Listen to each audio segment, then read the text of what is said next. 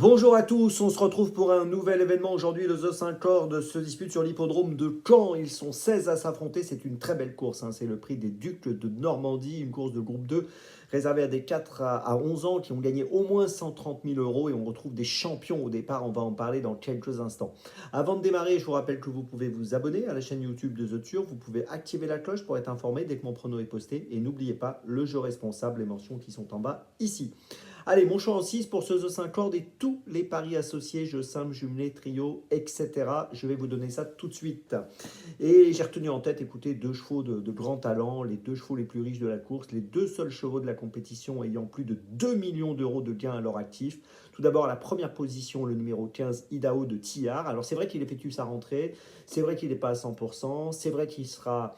Son objectif, c'est l'Elite Lop qui aura lieu à la fin du mois de mai. Mais bon, voilà, je pense quand même qu'il est capable, même s'il n'est pas à 100%, de jouer quand même le premier rôle. Il est tellement bon que ça m'est difficile de ne pas le mettre en tête. Donc je le mets en tête. Il reste sur sa victoire du prix de sélection. Je vous rappelle que c'est le gagnant du prix de France cette année, le gagnant du dernier prix d'Amérique à Vincennes. Il reste sur 9 victoires de suite. Il va tenter une 10e victoire d'affilée. Ce serait formidable, bien sûr, avant l'Elite Lop.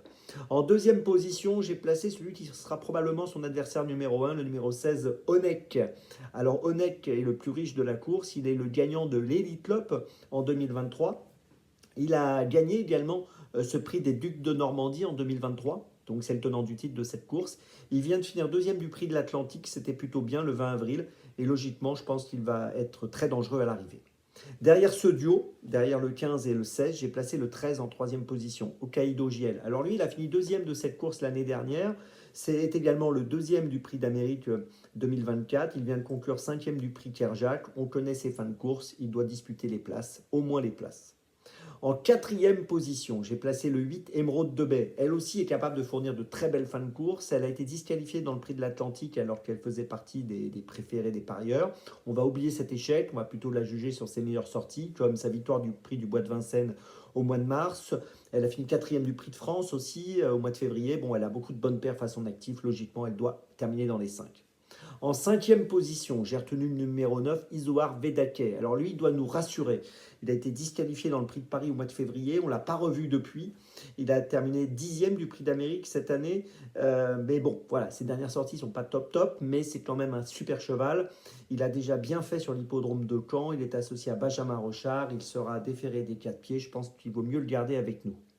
En sixième position, j'ai retenu le 2, Gamed Liton. Alors j'ai hésité pour la sixième place entre plusieurs concurrents, pour tout vous dire.